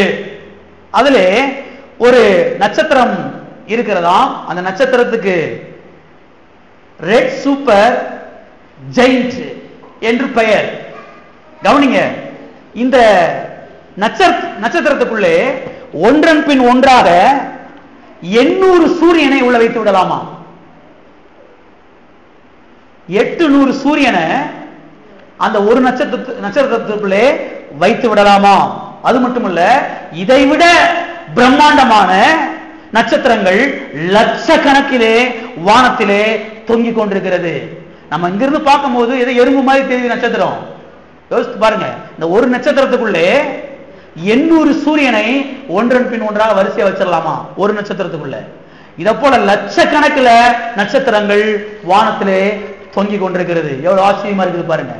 அது மட்டுமல்ல, ஒளி எவ்வளவு வேகத்திலே பிரயாணம் செய்கிறது என்றால், ஒரு நொடிக்கு 1,86,000 மைல் வேகத்திலே பிரயாணம் செய்கிறது. சுவிட்ச போட்ட உடனே அங்க லைட் எரியுது இல்லையா? ஒளி ஒரு நொடியில 1,86,000 கிலோமீட்டர் வேகத்திலே அது பயணம் செய்கிறதாம். அப்படி என்றால் ஒரு நிமிடத்திற்கு எவ்வளவு வேகத்திலே அது பிரயாணம் செய்கிறது? ஒரு நொடிக்கு 1,86,000 கிலோமீட்டர் வேகத்திலேனா ஒரு நிமிஷத்துக்கு எவ்வளவு? 1,19,00,000 கிலோமீட்டர் வேகத்திலே பயணம் செய்கிறது. கவனிங்க, இந்த கணக்கின் பிரகாரம் பார்த்தால் சூரியனிலிருந்து ஒளி புறப்பட்டு இந்த பூமியை வந்து சேர 8 நிமிடங்கள் ஆகிறது. அது மட்டும் இல்ல, அல்பா என்கிற ஒரு நட்சத்திரம் இருக்கிறதா, இந்த நட்சத்திரத்திலிருந்து ஒளி புறப்பட்டு இந்த பூமிக்கு வந்து சேருவதற்கு 4 வருஷம் ஆகிறதா. ஒரு ஒளி அங்கிருந்து புறப்பட்டு பூமியில வந்து சேர்றதுக்கு, அந்த அல்பா என்கிற நட்சத்திரத்திலிருந்து ஒளி இப்படி புறப்பட்டு இந்த பூமிக்கு வந்து சேர்றதுக்கு எத்தனை வருஷம் ஆகுதா? அப்பா, 4 வருஷம் ஆகிறதா. அப்படி என்றால் இந்த பூமியிலிருந்து எவ்வளவு தொலைவில் அந்த நட்சத்திரம் இருக்கும் என்பதை சிந்தித்து பாருங்கள். அது மட்டுமல்ல, இதைவிட தொலைவில் ஏராளம் ஏராளம் நட்சத்திரங்கள் மேலே வானத்திலே தொங்கிக் கொண்டிருக்கிறது. அதற்கு மேலாக பரலோகம், அந்த பரலோகத்தில் வீற்றிருக்கிற கர்த்தர். சிந்திச்சு பார்க்க முடியுதா கர்த்தர் எவ்வளவு பெரியவர் என்பதை? ஆகவே இவ்வளவு பெரிய உலகத்தையும் உருவாக்கின தேவன் எவ்வளவு பெரியவர் என்பதை எண்ணி பாருங்கள். எந்த நேரமும் பிரச்சனையே எண்ணி பார்த்து கொண்டு இருக்கக்கூடாது. எந்த நேரமும் வியாதியையே எண்ணி பார்த்து கொண்டு இருக்கக்கூடாது. எந்த நேரமும் அது இல்லை இது இல்லை என்று குறையே எண்ணி பார்த்து கொண்டு இருக்கக்கூடாது. பெரியவராகிய கர்த்தரை பாருங்கள், அவரை துதியுங்கள். ஆமென். யாரை துதியுங்க? கர்த்தரை துதியுங்கள். ஒரு பிரசங்கியார் சொல்றாரு, கர்த்தர் கிட்டத்தட்ட 100 கோடி மைல்களுக்கு அப்பாலே அவர் வியாபித்துக் கொண்டிருக்கிறார் என்று சொல்லுகிறார். யோசித்து பார்க்க முடியுதா? வானம் ஒவ்வொரு நாளைக்கு விரிவடைந்து கொண்டே போகிறதா. எந்த விஞ்ஞானியாலையும் கண்டுபிடிக்க முடியல. இவ்வளோ பெரிய உலகம், இவ்வளோ பெரிய உலகத்தை உண்டாக்கின கர்த்தர். ஆமென். கர்த்தர் எவ்வளவு பெரியவர் என்பதை பாருங்கள். அந்த தேவன் ஆவியாகி வார்த்தை என்கிற ரூபத்திலே அவர் நமக்குள்ளே வாசம் பண்ணுகிறார். அப்ப பிரச்சனை என்பது கர்த்தரோடு ஒப்பிட்டு பார்க்கும்போது, அந்த வியாதி கர்த்தரோடு ஒப்பிட்டு பார்க்கும்போது, அந்த பொல்லாத மனுஷனை கர்த்தரோடு ஒப்பிட்டு பார்க்கும்போது, அந்த பொல்லாத மனுஷனை கர்த்தரோடு ஒப்பிட்டு பார்க்கும்போது, அந்த குறைவை கர்த்தரோடு ஒப்பிட்டு பார்க்கும்போது ஒண்ணுமே இல்லை. இதை மனதிலே கொண்டு வாருங்கள், இதை வாயில பேசுங்கள், இதை இருதயத்தில் வையுங்கள். நான் சொல்லுகிறேன், வியாதிலாம் ஒண்ணுமே இல்லாம போயிடும். அது எவ்வளவு பெரிய வியாதியா இருக்கலாம், ஒண்ணுமே இல்லாம போயிடும். ஆமென். வாசிப்போம். சங்கீதம் 136 4. பெரியவராய கர்த்தரை பாருங்கள், அவரை துதியுங்கள், பிரச்சனையவே பேசாதீங்க. 36:4 ஒருவராய் பெரிய அதிசயங்களை செய்கிறவரை துதியுங்கள், அவர் கிருபை என்றும் உள்ளது. ஒருவராய் பெரிய அதிசயங்களை செய்கிறவரை துதியுங்கள். யாரை துதியுங்க? ஒருவராய் பெரிய அதிசயங்களை செய்கிறவரை. அதிசயத்தை செய்யறதுக்கு நம்மலாம் போய் அவருக்கு கம்பெனி கொடுக்க வேண்டிய அவசியமே கிடையாது. உங்க பாசையில சொல்லிட்டேன். சிலர் பாருங்க, இன்னைக்கு தனியா போக மாட்டாங்க. கம்பெனிக்கு வாடா, தேடி இந்த பஸ் ஸ்டாண்ட் முடிய போனோம், கம்பெனிக்கு வரையா, பக்கத்துல போயிட்டு வர்றதுக்கு கம்பெனிக்கு உங்களுக்கு ஆள் வேணும். நல்லா கவனிங்க, உங்க வாழ்க்கையில கர்த்தர் பெரிய காரியம் செய்யறதுக்கு கர்த்தருக்கு கம்பெனிக்கு ஆள் தேவையே இல்லை. ஏன்னா அவர் ஒருவராகவே இவ்வளவு பெரிய சூரியனை, இவ்வளவு பெரிய பூமியை, இவ்வளவு நட்சத்திரங்களை அவர் சிருஷ்டித்திருக்கிறார். யாருடைய உதவியுமே இல்லாமல் இதை செய்திருக்கிறார். நம்மள சேர்ந்து உபவாசம் போட்டனாலே அவர் செஞ்சாரு. வானத்தை படைச்சாரு, பூமியை படைச்சாரு, சந்திரனை படைச்சாரு, சூரியனை படைச்சாரு, நட்சத்திரங்களை படைச்சாரு. நம்மளாம் பிறக்கவே இல்லை. நம்ம தாத்தா பாட்டையும் பூட்டையும் எவனுமே பிறக்கல. நம்மெல்லாம் பிறக்கிறதுக்கு முன்பதாகவே அவர் ஒரே ஆளாக இருந்து எல்லாவற்றையும் செய்தார். இவ்வளவு பெரிய உலகத்தை படைத்தார். இவ்வளவு பெரிய தேவன் அவர் உங்க கூட இருக்கும்போது அப்புறம் எதுக்கு இந்த பையன் நடிக்கிட்டு இருக்கு? இவ்வளவு பெரியவர் கூட இருக்கும்போது அப்புறம் எதுக்கு பயப்படுறீங்க? நான் கேட்கிறேன். பயப்படாதீங்க, தைரியமா இருங்க. கர்த்தர் உங்க கூட என்ன செய்கிறார்? இருக்கிறார். ஒருவராய் பெரிய காரியங்களை, பெரிய அதிசயங்களை செய்கிறவரை துதியுங்கள். எப்ப துதி வரும் பாஸ்டர்? பிரச்சனையை பார்த்தா துதி வராது, புலம்பல் தான் வரும். புலம்பல் தான் வரும். அந்த கட்டியவே பார்த்துக்கிட்டே இருந்தா புலம்பல் தான் வரும். இது என்னைக்கு மாறுமோ, என்னைக்கு மறையுமோ, திடீர்னு புஷ்ஷுன்னு மேலே ஏறுது, புஷ்ஷுன்னு உள்ள போகுது, அப்படின்னு இதவே பார்த்துக்கிட்டு இருக்க வேண்டியதான். கர்த்தர் சொல்ல, அதை பார்க்காதப்பா, அதை பார்க்காத, என்னைய பாரு, என்னுடைய கல்வாரியை பார், என்னுடைய தழும்பை பார், என்னுடைய ரத்தத்தை பார், என்னுடைய நாமத்தை பார். உனக்கா கல்வாரி சிலுவையில் நான் பட்டேனே அந்த பாடுகளை பார். கட்டிகள் மறைந்து போவதை நீ காண்பாய். ஆமென். எனவே எப்போதும் பிரச்சனையை பார்க்காம அப்பா எவ்வளவு பெரியவர் என்பதை பாருங்கள். நான் சொல்லுகிறேன், நீங்கள் வாழ்ந்து சுகமாய் இருப்பீர்கள். ஆமென். வாசிப்போம். நம்முடைய தேவன் இந்த பூமியில இருக்கக்கூடிய தண்ணீர் எல்லாம் அவர் அளந்து விடுவாராம். தண்ணீர் நீங்க அளந்துருவீங்களா? உங்க வீட்டுல படி வச்சிருக்கீங்களா? எத்தனை படி வச்சிருக்கீங்க? எத்தனை வீட்டுல படி இருக்குது? எங்க வீட்டுல அந்த குட்டி குட்டியா இருக்குது, 100 கிராம் 10 கிராம் மாதிரி இருக்குது. ஆனா எங்க வீட்டுல இருந்துச்சு, இப்ப இருக்கிற எங்க வீட்டுல இல்ல, எங்க அப்பா அம்மா வீட்டுல இருந்துச்சு. 2 மரக்காப்படி, 4 மரக்காப்படி, 6 மரக்காப்படி, 8 மரக்காப்படி, பெருசு பெருசா இருக்கும். ஒரே மரக்கா அள்ளி கொட்டிடுவாங்க, 8 படி விழுந்துடும் பொத்துன்னு மடியில. போ தூக்கிட்டு போ அப்படின்னு அனுப்பிச்சு விடுவாங்க வேலை பார்க்குறவங்களுக்கு. படி இருக்குது. நம்ம அப்பாட்ட பெரிய பெரிய படிலாம் வச்சிருக்கிறாரு அவரு. இந்த பூமியில இருக்கக்கூடிய தண்ணி எல்லாம் ஒரே படியில் அளந்துருவாராம். வாசிப்போம். ஏசாயா தீர்க்கதரிசன புஸ்தகம் 40ஆம் அதிகாரம் 12ஆம் வசனம். தண்ணீர்களை தமது கைப்பிடியால் அளந்து. எதனால அளந்து? நீங்க தண்ணி அளந்துருக்கீங்களா உங்க கையினால? சில கை ஓட்ட கை, அல்ல போக்கரி கீழே விழுந்துடும். ஒரு சொட்டு கூட இருந்துச்சு அது நிக்காது. சொல்லுவாங்க ஓட்ட கை, உன் கையில காசே நிக்காதுடா. இதை வச்சு ஒண்ணு சொல்றது வேற. அப்புறம் பத்தியா கையில தண்ணி நிக்க மாட்டேங்குது, எதுவுமே நிக்க மாட்டேங்குது, உன் கையில காசே நிக்காது. அதை பார்க்காதீங்க. உங்களுக்கு கத்தர் என்ன செய்யுங்க பாருங்க. அவர் இருந்த காசுலாம் நிக்கும், அவர் இருந்த பணம்லாம் சிக்கும். ஆமென். வாசிப்போம். தண்ணீர்களை தமது கைப்பிடியால் அளந்து. எதை அளந்து? கைப்பிடியால் தண்ணீர்களை அளந்து. வானங்களை ஜானளவாய் பிரமாணித்து. எப்படி பிரமாணித்து? உங்க கையை காட்டுங்க. இதுதான் ஒரு ஜான். இந்த கட்ட வரலுக்கும் இந்த சுண்டு வரலுக்கு உள்ள நீளம் இருக்கு பாருங்க, அதுக்கு பேரு தான் ஒரு ஜான். ஆமா, ஒரு ஜான். நம்ம மிஞ்சி போன எவ்வளவு அளந்துருவோம்? கத்தர் பாருங்க, இந்த வானத்தை டக்கு டக்குன்னு இந்த விரலை வச்சு அளந்துருவாராம் எத்தனை ஜான் இருக்குன்னு சொல்லி. கத்தர் எவ்வளவு பெரியவர். இந்த படத்தை மனதிலே கொண்டு வாருங்கள். கத்தர் எவ்வளவு பெரியவர், அவருடைய அன்பு எவ்வளவு பெரியது, அவருடைய கிருபை எவ்வளவு பெரியது, அவருடைய தயவு எவ்வளவு பெரியது, அவருடைய காருண்யம் எவ்வளவு பெரியது. அதை பாருங்கள். அதை பார்த்தீங்கன்னா நான் சொல்றேன், நீங்கள் உங்க பிள்ளைகள் நல்லா இருப்பீங்க. ஆமென். வானங்களை ஜான் அளவாய் அளந்து விடுவாராம். இப்ப அடுத்து வாசிக்கிறேன், கவனிங்க. பூமியின் மண்ணை மரக்காலால் அடக்கி. அடே அப்பா, இன்னைக்கு மனுஷன் சாக்கு சாக்கா மண் அள்ளிட்டு வர்ற மூடையில தூக்க முடியல, வேணால மண்ணும் கிடைக்க மாட்டேங்குது, வீடு விட்டு இருக்கீங்க. கர்த்தர் சொல்றாரு, என்கிட்ட மரக்கால் இருக்குப்பா, அது பெரிய பெரிய மரக்கால். லாரியில மண் அள்ளிட்டு வர்றாங்க, பெரிய பெரிய லாரியில. அது எவ்வளவு மண், நம்ம அப்பாட்ட எவ்வளவு பெரிய மரக்கால் இருக்கு கொஞ்சம் யோசித்து பாருங்க. பெரிய பெரிய மரக்கால்லாம் வச்சிருப்பாரு போல. பூமியில இருக்கிற மண்ணெல்லாம் ஒரே கோர்வையை கோர்த்து அள்ளிடுவார் போல. அடுத்து பாருங்க சொல்லுகிறார் தொடர்ந்து, பர்வதங்களை துலாக்கோளாலும் மலைகளை தராசாலும் இருக்கிறவர் யார்? இமயமலையை தராசை வச்சு நிறுத்துவாராம். எவரெஸ்ட் சிகரம் அத தராசை வச்சு நிறுத்துவாரா? நீங்க நிறுத்துவீங்களா? அங்க போயே நாங்க பார்க்கல பாச, இன்னமும் நாங்க போனதே கிடையாது, இமயமலைக்கு போனதே கிடையாது. கர்த்தர் சொல்றாரு பாருங்க, இமயமலையா இருக்கட்டும், இமயமலை விட பெருசு ஒண்ணும் இல்லை இந்த உலகத்துல. அந்த மலையவே என்ன செஞ்சிருவேன் நான், என்னுடைய தராசாலை என்ன செய்வேன், நான் நிறுத்தி விடுவேன். அவ்வளவு பெரிய கர்த்தராகி நான் உன் கூட இருக்கிறேன்.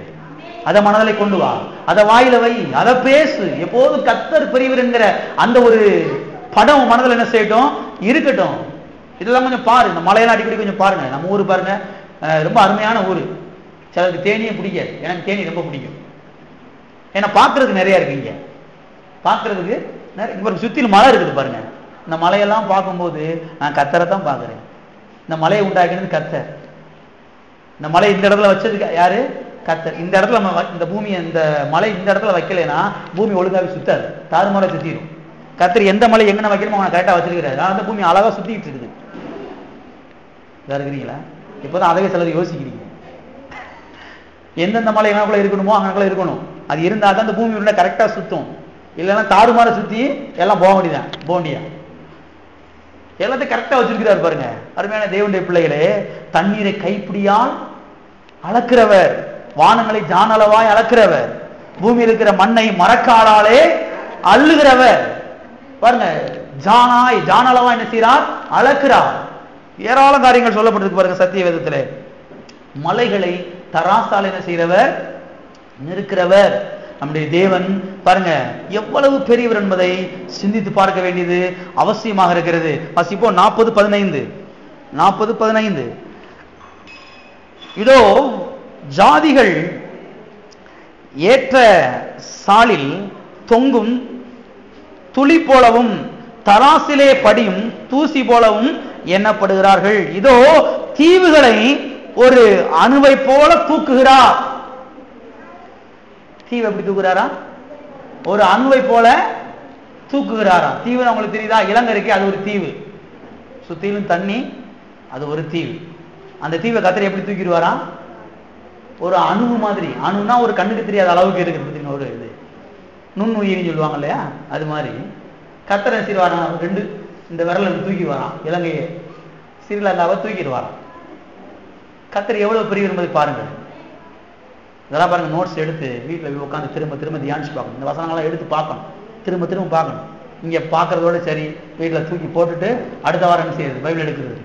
இதெல்லாம் வீட்டில் போய் தியானிச்சு பார்க்கணும். கர்த்தர் எவ்வளவு பெரியவர் என்பதை பார்க்க வேண்டும். ஆகவே யோவான் 1 யோவான் 4:4 சொல்வதை போல, உலகத்தில் இருக்கிறவனிலும் உங்களுக்குள் இருக்கிறவர் அவர் பெரியவர். ஏதாவது சொல்லுங்க. உலகத்தில் இருக்கிறவனிலும் எனக்குள்ள இருக்கிறவர் பெரியவர். பெரியவரா சின்னவரா?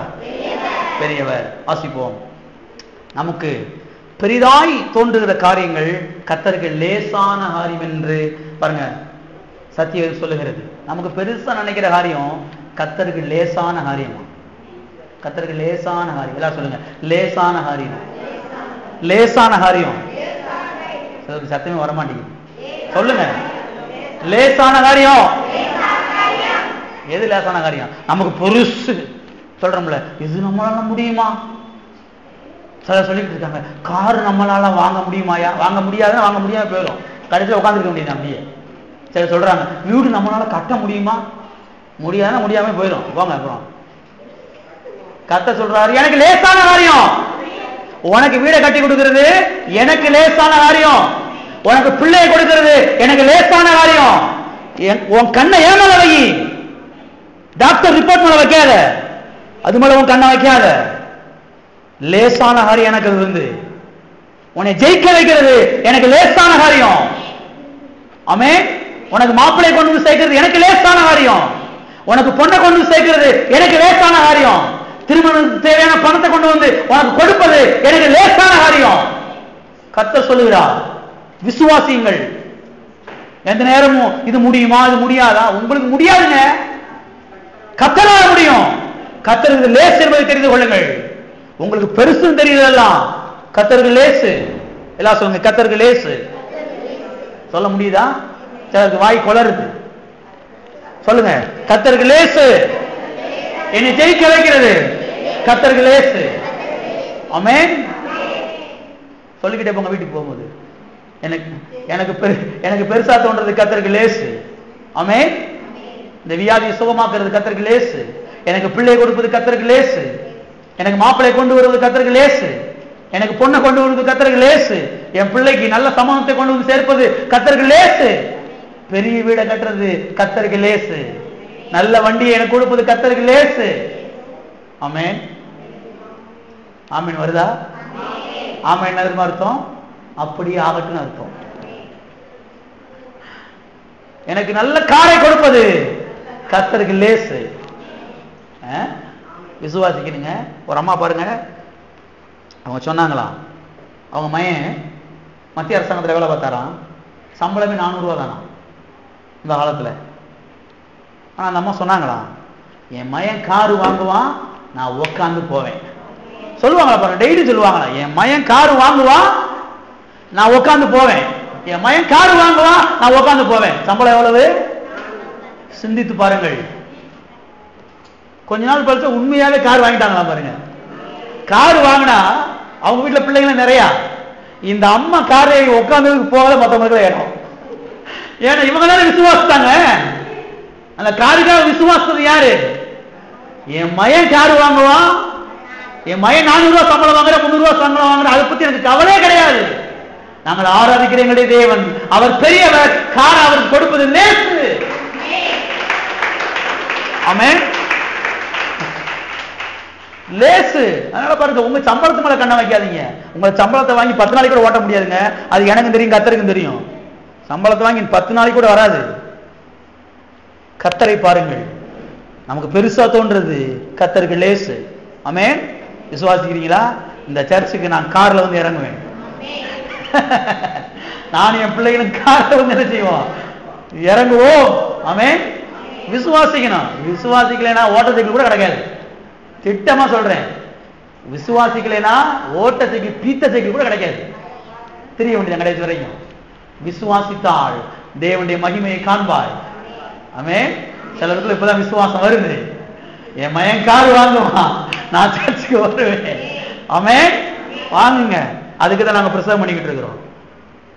இருக்கிறீங்களா? வாசிப்போம். நமக்கு பெரிதாய் தோன்றுகிற காரியங்கள் கர்த்தருக்கு லேசு. ஆமென். வாசிப்போம்.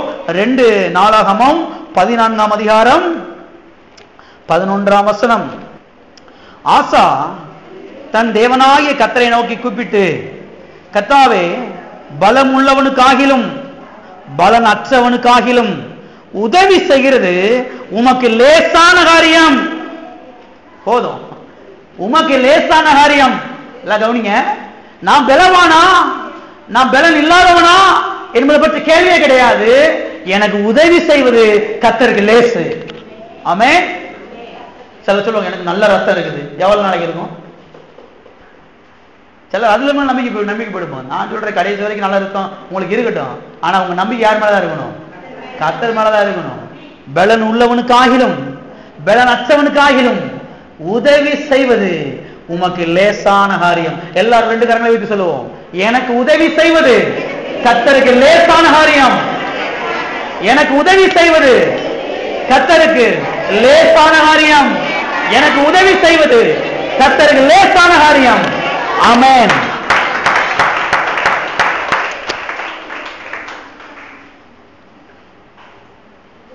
நாம பெரிய ஆளா சின்ன ஆளா என்பது விஷயமே கிடையாது. நமக்கு பலன் இருக்கா, நமக்கு பலன் இல்லையா என்பது பெரிய விஷயமே கிடையாது. கர்த்தருக்கு இது லேசான காரியம் என்பதுதான் விஷயம். ஆமென். எனவே குழந்தையை கொடுப்பது அவருக்கு லேசான காரியம். மாப்பிள்ளை கொடுப்பது அவருக்கு லேசான காரியம். பெண்ணை கொடுப்பது கர்த்தருக்கு லேசான காரியம். சம்பள உயர்வை கொடுப்பது கர்த்தருக்கு லேசான காரியம். ப்ரமோஷனை கொடுப்பது கர்த்தருக்கு லேசான காரியம். அந்த வியாதியை சுகமாக்குவது கர்த்தருக்கு லேசான காரியம். Our God is great God. நம்முடைய தேவன் அவர் பெரியவர். ஆமென். நல்ல வேலையை கொடுப்பது அவருக்கு லேசான காரியம். விசுவாசிக்கிறீங்களா? லேசான காரியம் அப்படின்னு சொல்லலாம். கர்த்தருக்கு லேசான காரியம். ஆமென். பிள்ளைங்களை வச்சிருக்கிறவங்க இப்பவே விசுவாசிக்கணும். நல்ல சம்பந்தத்தை கொடுப்பது எனக்கு கர்த்தருக்கு லேசான காரியம். நல்ல பண்ண கொண்டு வருவது கர்த்தருக்கு லேசான காரியம். நல்ல மாப்பிள்ளை கொண்டு வருவது கர்த்தருக்கு லேசான காரியம். இன்னைக்கு நல்ல பிள்ளை, நல்ல மாப்பிள்ளை கிடைக்கிறது மனுஷன் உருள்றேன், கடந்து பிறல்றான். கர்த்தர் சொல்றாரு, நான் அது எனக்கு ரொம்ப லேசு, நான் ரொம்ப எளிமையா கொண்டு வந்து சேர்ப்பேன். ஆனா உன் கண்ணு ஏன் மேலதான் இருக்கணும். ஆமென். உன் கண்ணு அந்த கல்யாண புரோக்கர் இருக்காரு, அவர் மேல இருக்க கூடாது. யார் மேல இருக்கணும்? அந்த மாப்பிள்ளை சிருஷ்டித்தாரே, அந்த பொண்ணை சிருஷ்டித்தாரே கர்த்தராகி நான், ஏன் மேல உன் கண்ணு செய்யணும், இருக்க வேண்டும். ஆமென். அது மட்டும் இல்ல, நமக்கு எதிராய் எவ்வளவு பெரிய பிரச்சனைகள் எழுப்பி நின்றாலும் அதை கர்த்தர் கவிழ்த்து போடுவார் என்று சத்தியவேதம் சொல்லுகிறது. கர்த்தர் என்ன செய்வாராம்? கவிழ்த்து போடுவாராம். எத்தனை பேர் விசுவாசிக்கிறீங்க? எனக்கு எதிராக வருகிற காரியத்தை கர்த்தர் கவிழ்த்து போடுவார். எல்லாம் சொல்லுங்க, கவிழ்த்து போடுவார். பைபாஸ் ரோட்ல பாத்தீங்கன்னா திடீர்னு லாரி தலையில கவுந்து கிடக்கும். பிசாசு கவிழ்த்து போட்டு வச்சுட்டான். கர்த்தர் கிடையாது, பிசாசு. நான் உங்களுக்கு சொல்லுகிறேன், நமக்கு எதிராக வரக்கூடிய அந்த பிரச்சனைகளை கர்த்தர் கவிழ்த்து போடுவார். யாரா இருக்கட்டும், எவ்வளவு பெரிய ஆளா இருக்கட்டும், கர்த்தர் கவிழ்த்து போடுவார். ஆமென். இந்த உலகத்திலே பெரிய ஆள் நான் தான், அவனை கூட கர்த்தர் கவிழ்த்து போடுவார். ஏன்னா அவனை விட கர்த்தர் பெரியவர். ஆமென். வாசிப்போம். சங்கீதம் 136 15ஆம் வசனம். பார்வோனையும் அவன் சேனைகளையும் சிவந்த சமுத்திரத்தில் கவிழ்த்து போட்டவரை துதியுங்கள், அவர் கிருபை என்றும் உள்ளது. யாரை கவிழ்த்து போட்டவரை துதியுங்கள்? பார்வோனையும் அவன் சேனைகளையும் சிவந்த சமுத்திரத்திலே கவிழ்த்து போட்டவரை துதியுங்கள், அவர் கிருபை என்றும் உள்ளது. கவனிங்க, பார்வோனை விட, அவன் சேனைகளை விட, அவனுடைய ரதங்களை விட நமக்குள்ளே இருக்கிறவர் பெரியவர். அந்நாட்களிலே எகிப்து தான் பெரிய சாம்ராஜ்யமாக இருந்தது. இன்னைக்கு அமெரிக்கா இருக்கிற மாதிரி அந்த காலத்துல எகிப்து தான் பெரிய சாம்ராஜ்யமா இருந்தது. அதாவது வல்லரசு நாடாக இருந்தது. எல்லா நாடுகளும் எகிப்தை கண்டு பயந்து நடுங்கின. ஏன்னா அவன்கிட்ட அவ்வளவு ரதம், அவ்வளவு குதிரைகள், அவ்வளவு யானைகள், ஒட்டகங்கள் எல்லாம் இருந்துச்சு. உலகமே பயந்து நடுங்கினது எகிப்து என்றாலே. பார்வோன் என்றாலே எல்லா தேசமும் பயந்து நடுங்கின. ஆனால் சத்தியம் என்ன? கர்த்தர் அவனை விட பெரியவர். இந்த வசனம் சொல்லுகிறது, கர்த்தர் அவனையும் அவன் சேனைகளையும் கவிழ்த்து போட்டார் என்று. கவிழ்த்து போடுவதற்கு பலன் இஸ்ரவேல் மக்களுக்கு ஒருவேளை எல்லாம் இருக்கலாம், ஆனா கர்த்தருக்கு பலன் என்ன செய்கிறது? இருக்கிறது. எனவே பாருங்க, இவன் இஸ்ரவேல் ஜனங்களுக்கு எதிராக அவன் புறப்பட்டு வந்தான். கர்த்தர் இவன் என்ன செய்து விட்டார்? செங்கடலிலே கவிழ்த்து போட்டு விட்டார். ஆகவே நமக்கு எதிராக, நம்முடைய சபைக்கு எதிராக யார் எழும்பினாலும், எது எழும்பினாலும் கர்த்தர் அவைகளை கவிழ்த்து போடுவார். ஆமென். விசுவாசிக்கிறீங்களா? ஏனென்றால் அவனை விட நமக்குள்ள இருக்கிற கர்த்தர் பெரியவர். எத்தனை பேருக்கு விசுவாசிக்கிறீங்க? நமக்கு எதிராக யார் எழும்பினாலும் கர்த்தர் அதை செய்வார், கவிழ்த்து போடுவார். நம்முடைய சபைக்கு விரோதமாக, நம்முடைய ஊழியத்துக்கு விரோதமாக யார் எழும்பினாலும் கர்த்தர் அதை என்ன செய்வார்? கவிழ்த்து போடுவார். ஆமென். ஓகே, இன்னொரு காரியத்தை நாம் பார்த்து முடிப்போம். எகிப்திலிருந்து வந்த பாருங்க இஸ்ரவேல் ஜனங்களில் முதல் தலைமுறையினர் ஏன் கானான் தேசத்துக்குள்ளே பிரவேசிக்க முடியாமல் போனார்கள் என்றால், பாருங்க, இஸ்ரவேல் மக்கள் 430 வருஷங்கள் எகிப்து தேசத்தில் அடிமைகளாக இருந்தார்கள்.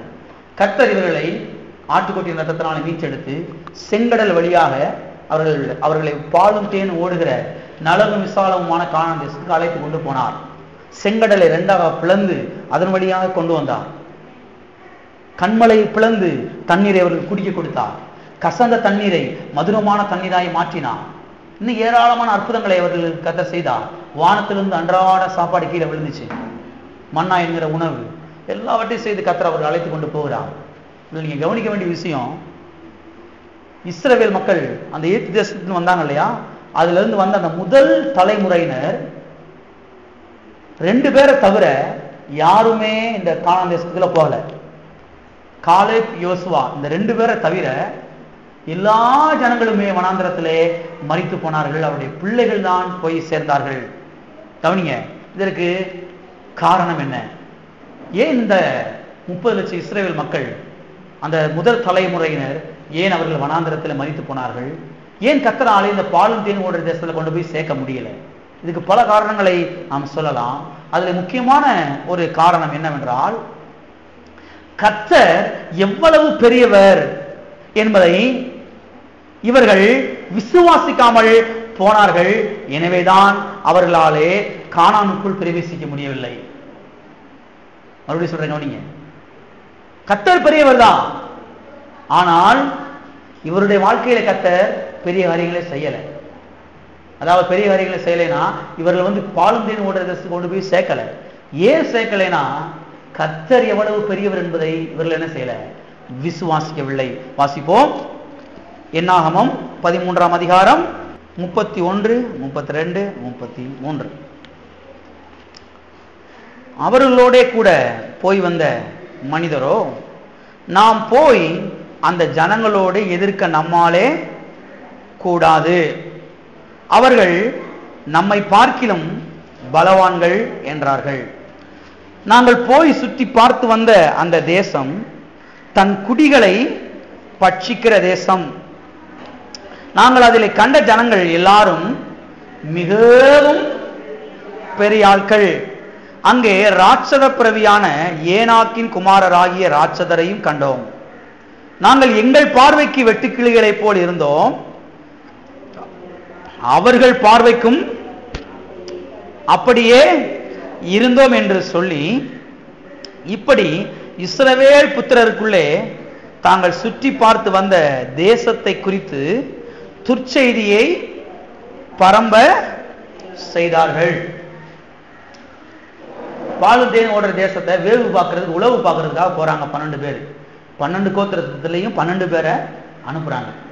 இந்த 12 பேர்ல 2 பேர் ஒரு குரூப்பா பிரிஞ்சுட்டாங்க, 10 பேர் ஒரு குரூப்பா பிரிஞ்சுட்டாங்க. அந்த 2 பேர் யாரு? யோசுவா, காலேப். இந்த 10 பேர் ஒரு பக்கத்துல இருக்கிறாங்க. ஏற்கனவே இந்த 2 பேர் பேசி முடிச்சுட்டாங்க. இப்ப இந்த 10 பேர் பேசுறாங்க. அதை தான் வாசிப்போம். அவர்கள் என்ன சொல்றாங்க? இந்த 10 பேரும் அவர்கள் பலவான்கள். யாரு? அந்த பாலும் தேன் ஓடுற தேசத்துல ஏற்கனவே குடியிருந்துட்டு இருக்காங்க இல்லையா, அவங்க யாரு? அவர்கள் பலவான்கள். அவர்களை எதிர்க்க நம்மால் முடியாது. அவர்கள் ராட்சதர்கள். அவர்கள் மிகவும் பெரிய ஆட்கள்.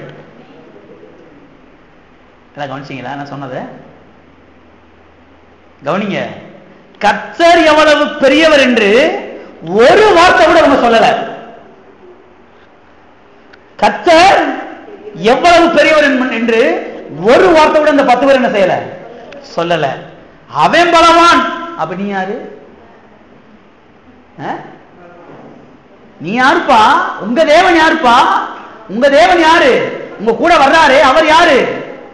அது தெரியலையா? அவங்க பலவான்கள். அவங்களை எதிர்க்க நம்மால் முடியாது. அவர்கள் ராட்சதர்கள். அவர்கள் மிகவும் பெரிய ஆட்கள். செங்கடலை பிளந்தாரே, அவர் எவ்வளவு பெரியவர் என்று பேசியிருக்கலாம். செங்கடல் 2 பிளந்தாரே, அவர் எவ்வளவு பெரியவர் என்று நீ பேசியிருக்கலாம். கண்மலையை பிளந்து அங்கிருந்து தண்ணீரை குடிக்க கொடுத்தாரே, அவர் எவ்வளவு பெரியவர் என்று நீ பேசியிருக்கலாம். கசந்த தண்ணீரை மதுரமான தண்ணீரை மாற்றி கொடுத்தாரே, அவர் எவ்வளவு பெரியவர் என்பதை நீ பேசியிருக்கலாம். வானத்திலிருந்து அன்றாடம் மன்னாவை கொட்டினாரே, அவர் எவ்வளவு பெரியவர் என்பதை நீ என்ன செஞ்சிருக்கலாம், பேசியிருக்கலாம். ஒரு வார்த்தை கூட பேசல. ஒரே ஒரு வார்த்தை கூட பேசல. வருந்தத்தக்க விஷயம். கவனிங்க, இன்றைக்கும் கூட அநேகருடைய வாழ்க்கையிலே கர்த்தரால் ஒண்ணுமே செய்ய முடியல. கர்த்தரால செய்ய முடியாது நினைக்கிறீங்களா? ஒருவராய் பெரிய அதிசயங்களை செய்கிறவரை துதியுங்கள். அவர் ஒரே ஒரு ஆளால பெரிய பெரிய காரியத்தை செய்ய முடியும். ஆனா இவங்க வாழ்க்கை கர்த்தரால செய்ய முடியல. ஏன் செய்ய முடியல தெரியுமா? கர்த்தர் பெரியவர், அவரால் இதை செய்ய முடியும் என்பதை இவர்கள் விசுவாசிப்பது கிடையாது. மறுபடியும் சொல்றேன் கவனிங்க, கர்த்தரால செய்ய முடியும், ஆனா இவங்களுக்கு செய்ய முடியல கர்த்தரால. ஏன் தெரியுமா? இவங்க கர்த்தர் எவ்வளவு பெரியவர் என்பதை வாயத்திலிருந்து பேசுறதே கிடையாது, வாயத்திலிருந்து சொல்றதே கிடையாது, அதை பாடல்களாய் பாடுறதே கிடையாது. இன்னைக்கு பாடணும் இல்லையா? இயேசு பெரியவர், நாம் இயேசு பெரியவர், என்றென்றும் இயேசு பெரியவர். ஆமென். உலகில் உள்ள சாத்தானிலும் இயேசு பெரியவர். கர்த்தர் பெரியவர் என்று பாடல் கூட பாடுறது கிடையாது, வாயத்திலிருந்து பேசுறதே கிடையாது. அதனாலதான் இவங்க வாழ்க்கையில கர்த்தரால என்ன செய்ய முடியல, சில காரியங்களை செய்ய முடியல. ஆண்டவர் பெரியவர் தானே, அவர் செய்ய வேண்டியதானே. உன் வாழ்க்கையில செய்யணும்னா உன் வாயில கர்த்தரை உயர்த்தக்கூடிய துதி இருக்க வேண்டும். நீ எந்த நேரம் எதை பேசிக்கிட்டு இருக்கிற யோசித்து பாரு. கர்த்தர் சொல்லுகிறா, நீ யார பேசணும்பா, நீ யார பேசிக்கிட்டு இருக்கிற? கவனிங்க. அது மட்டும் இல்ல, அவர்கள் கர்த்தரை விட மற்றவைகளைத்தான் பெரிதாக எண்ணுகிறார்கள். எனவேதான் கர்த்தராலே இவருடைய வாழ்க்கையில ஒன்றுமே செய்ய முடியவில்லை. டாக்டருடைய ரிப்போர்ட்டையும் ஸ்கேன் ரிப்போர்ட்டையும் தான் இவங்க பெருசா எண்றாங்க, பெருசா பேசுறாங்க. வியாதியையும் பொல்லாத மனிதனையும் தான் இவர்கள் பெரிதாக எண்ணுகிறார்கள், பெரிதாக பேசுகிறார்கள். பில்லி சூனியத்தையும் மந்திரவாதத்தையும் செய்வனையும் தான் இவர்கள் பெரிதாக எண்ணுகிறார்கள், அதைத்தான் பெரிதாக பேசுகிறார்கள். எனவேதான் கர்த்தராலே அவர்களுக்கு ஒண்ணுமே செய்ய முடியல. எத்தனை புரிகிறது? அருமையான தேவனுடைய பிள்ளைகளே, சத்திய விதம் சொல்லுகிறது, உலகத்தில் இருக்கிறவனிலும் உங்களுக்குள் இருக்கிறவர் பெரியவர். ஆமென். எனவே இதை விசுவாசிக்க வேண்டும். இவரை உயர்த்த வேண்டும். வியாதியும் மந்திரவாதியும் டாக்டர் ரிப்போர்ட்டையும் உயர்த்தி பேசக்கூடாது. எல்லாம் இருக்கிறீங்களா? இந்த டாக்டர் ஒரு மாதிரி சொல்லுவாரு, அந்த டாக்டர் ஒரு மாதிரி சொல்லுவாரு. இந்த இடத்துல எடுக்கிற ஸ்கேன் ஒரு மாதிரி சொல்லும், அந்த இடத்துல இருக்கிற ஸ்கேனு ஒரு மாதிரி சொல்லும். பார்த்துருக்கிறீங்களா? ஒரு இடத்துல போய் நீங்க பிளட் டெஸ்ட் பண்ணீங்கன்னா பிரஷர் கூட சொல்லும், அந்த இடத்துல போய் பிளட் டெஸ்ட் பண்ணீங்கன்னா பிரஷர் குறைவுன்னு சொல்லும். பார்த்துருக்கிறீங்களா? உண்மைங்க. இன்னொரு இடத்துல போய் நீங்க சுகர் டெஸ்ட் பண்ணீங்கன்னா நல்லா இருக்குன்னு சொல்லுவாங்க ஒருத்தன். இங்க போய் சொன்னா உங்களுக்கு இப்பதான் 10 பாயிண்ட் கூட இருக்குன்னு சொல்லுவான். இப்ப எவனை சொல்றது? அதனாலதான் சொல்றது, ஸ்கேன் ரிப்போர்ட்டையும் அந்த ரிப்போர்ட்டையும் இந்த ரிப்போர்ட்டையும் பார்க்காதீங்க. கர்த்தர் பெரியவர் என்பதை பாருங்கள். ஆமென். கர்த்தர் பெரியவர் என்பதை பாருங்கள். இப்படியே சரீரத்தையே பார்த்துக்கிட்டு இருக்காதீங்க. இது புஷ்னு ஏறும், புஷ்னு இங்கிட்டு இறங்கப்படும். சுகர் 10 பாயிண்ட் ஏறும், புஷ்னு 10 பாயிண்ட் இறங்கிடும். ஆனா இதை பார்க்கறத விட்டுவிட்டு எதை பாருங்க? அவருடைய வார்த்தையை பாருங்கள், அவருடைய கல்வாரியை பாருங்கள், அவருடைய தழும்பை பாருங்கள், அவருடைய நாமத்தை பாருங்கள், அவருடைய வார்த்தையை பாருங்கள், அவருடைய அபிஷேகத்தை பாருங்கள்.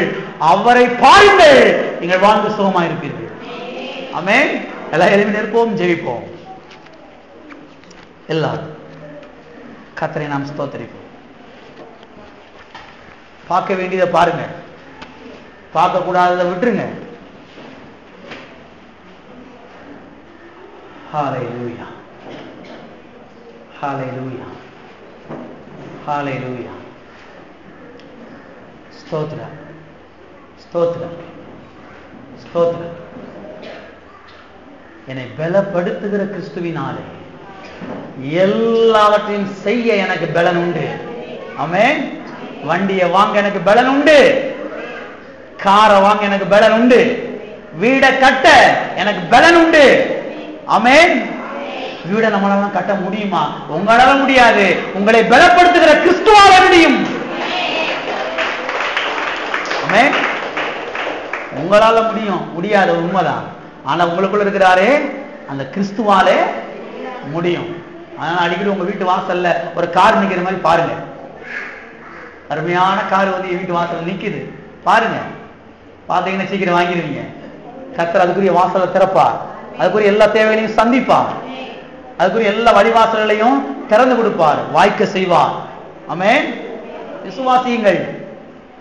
என்னை பலப்படுத்துகிற கிறிஸ்துவினாலே எல்லாவற்றையும் செய்ய எனக்கு பலன் உண்டு. பாஸ்டர், காரு அது 10 லிட்டர் 15 லிட்டர்ல குடிக்கும் பெட்ரோல். எங்க காரை கொடுத்த ஒரு பெட்ரோல் காசு தர மாட்டாரா? காரை கொடுத்தவரு காருக்கு பெட்ரோல் போடுறதுக்கு பணத்தை தர மாட்டாரா? இருக்கிறீங்களா? தருவார். ஆமே. வண்டியை கொடுத்தவரு வண்டிக்கு பெட்ரோல் போடுறதுக்கு காசு என்ன செய்வாரு? கொடுப்பார். சில சகோதரிகளா இருக்கிறீங்க, நல்ல வண்டியை ஓட்டிட்டு வாங்க சர்ச்சுக்கு வாங்கி.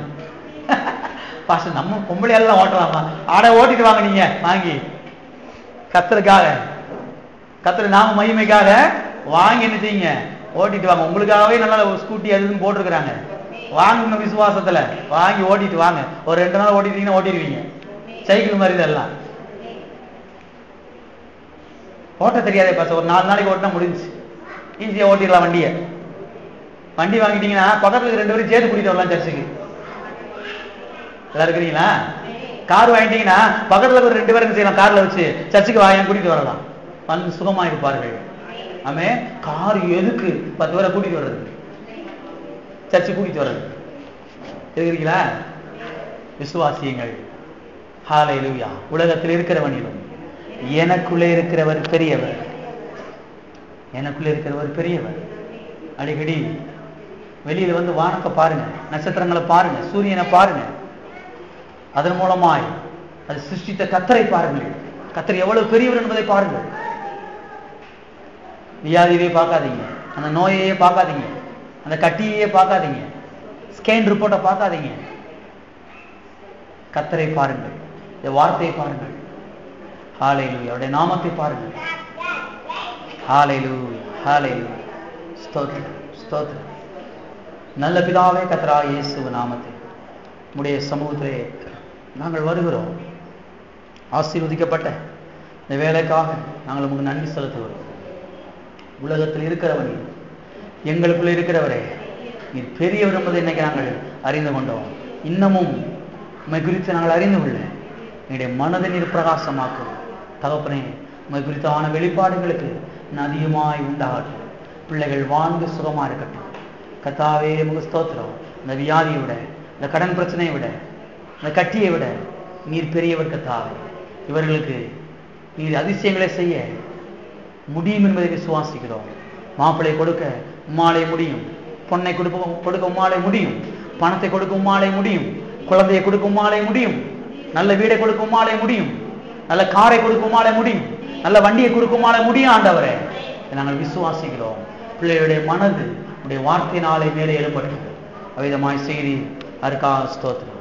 இயேசு நாமத்தில் என் ஆத்துமாவே முழுவதுமே பரிசுத்த நாமத்தை ஸ்தோத்திரம். என் ஆத்துமாவே கர்த்தர் செய்த சகல உபகாரங்களையும் நம்முடைய கர்த்தராகிய இயேசு கிறிஸ்துவின் கிருபை, பிதாவாகிய தேவனுடைய அன்பு, பரிசுத்த ஆவியானவருடைய அந்யோன்ய ஐக்கியம் இப்போதும் எப்போதும் நாம் அனைவரோடும் கூட சதாகாலங்களிலும் இருப்பதாக.